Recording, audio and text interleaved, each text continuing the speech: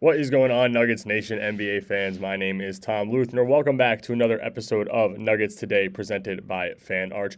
I have a couple topics, and I think you guys can see them, obviously. And if you're wondering why I'm not covering the preseason game that is happening the day before this episode comes out, it is because I am on the East Coast. Some of these episodes are pre-recorded, so sometimes it's hard for me to get to those late episodes and get an episode out late, especially with work. So I wanted to cover my beliefs and who I think is going to be able to get awards or be in the conversations for them, just like I did with Most Improved Player last episode. I want to do the rest of the awards, or just about the rest of them, in this episode. So the first thing I want to start with is obviously the MVP, and I got Jokic is at one. Of course he is. How am I going to put anybody over Jokic? I think that it's, for the most part, the same as what everybody else would put it, whether it's the same order or not. I think it's the same five people. I have Jokic at my one just because I think that, listen, there might be a stat change for him. Maybe he, like I keep saying, he might average more, he might average less. We don't know how this team is going to look in the regular season because it's a fully new roster.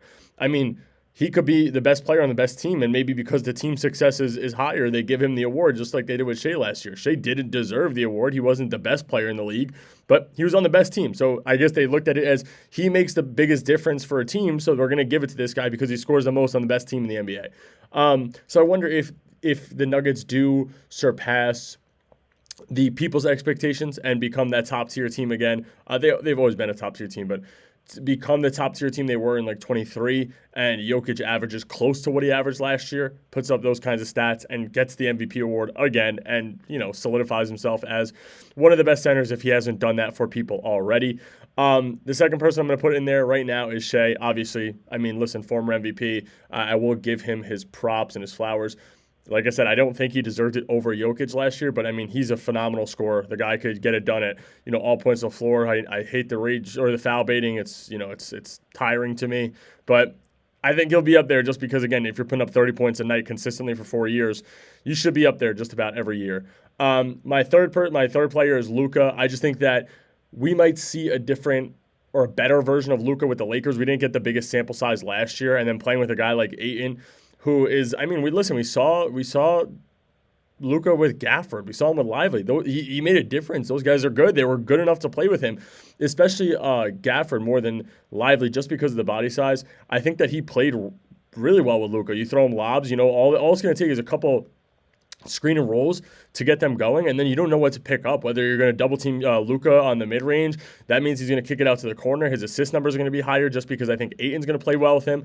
I think that LaRavia coming off the bench is a good fit for him. So Luka's at my my three rather, just because I think that he will excel with that Lakers team.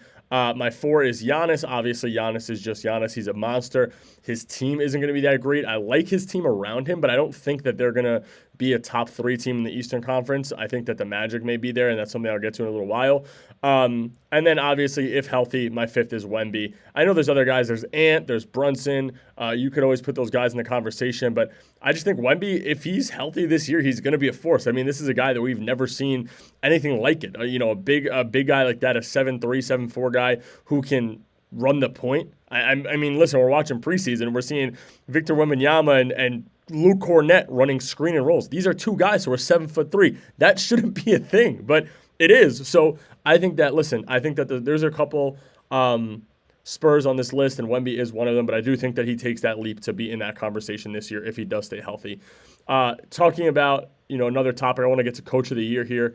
And it's actually interesting because, my first Coach of the Year is obviously Mark Daigneault.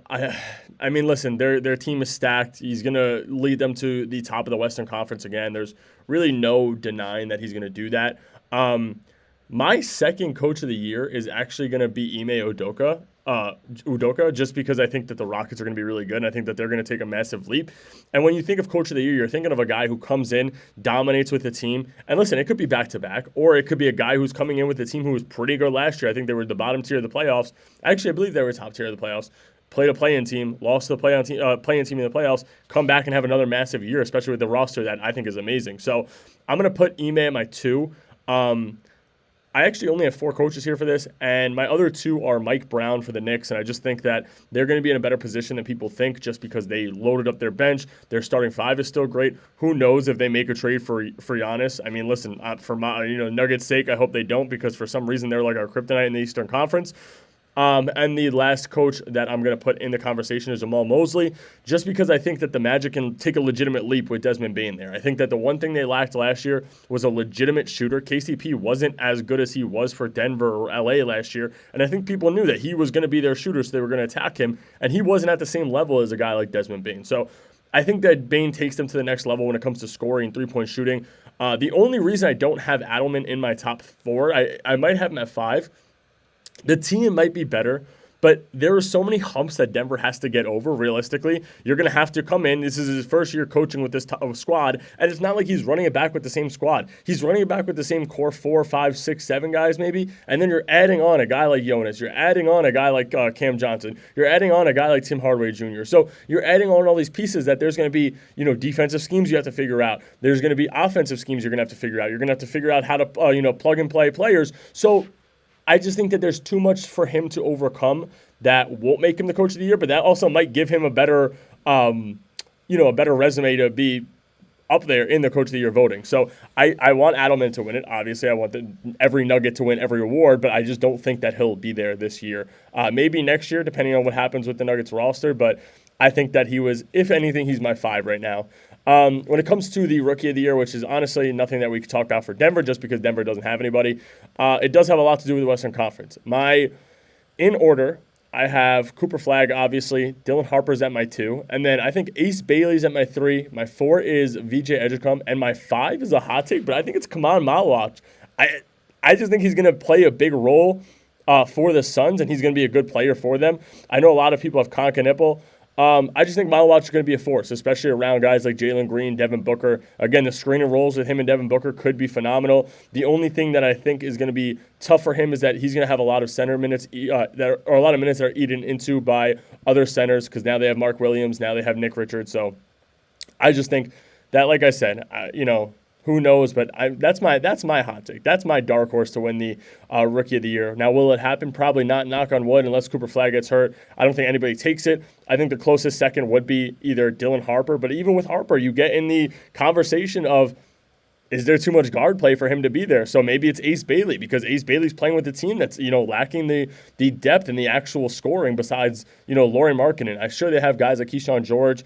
They have some players. They have some young guys, but I think that Ace Bailey's going to come in and they're going to want him to be what they drafted him to be, and that's going to be their main guy. So like I said, I think that's my list for them. And then obviously the last category here is the Defensive Player of the Year. And I think that Wemby's in here. I think that Giannis are in here, 2 guys that were in here for other categories as well. I have Amen Thompson in here. I have Rudy Gobert in here again. Obviously, he's just going to be there until he retires because he's just protecting the rim. And then the last one's tough. I have Mobley, but I want to say a dark horse again. I want to say Christian Brown as a dark horse. I know it's harder for a guard to win it, and he's technically a guard with Denver. So I want to say it's tougher, but I don't know. I want to have a dark horse for all these categories, and it's tough with MVP. It's tough with Coach of the Year. But my dark horse for Defensive Player of the Year is Christian Brown. I just think that we have the offense now to be able to make a difference where he can just go and fully focus on his defensive abilities. And maybe that means an extra steal per game. Maybe that means an extra block per game, 2 extra, 3 extra deflections per game. So I think that's my dark horse to win the Defensive Player of the Year. Do I think he gets it done? No. I think that Wemby's going to get it. Again, if he's healthy, there's nobody that could really beat Wemby out for a couple of these awards. Depoy is one of them. But like I said, my dark horse for that is Christian Brown. My dark horse for Rookie of the Year is Malawach. My dark horse for Coach of the Year is Jamal Mosley. And then MVP, there's no real dark horse for it. I just think Wemby is technically my dark horse for that as well. But that's all I got for you guys today, Nuggets Nation. Make sure to hit that like and subscribe button. Like I said, I will do a breakdown next episode of the previous game, or just obviously it's preseason, so I'm going to see what I want to talk about here and there, but I got to watch the game and get all the film done, all the studies done, and breakdowns, like I said. But if you guys want me to cover anything, let me know down below. Let me know if you agree with these takes and these award winners, or predictions for the award winners, and let's have a conversation about it. I'll catch you guys next episode.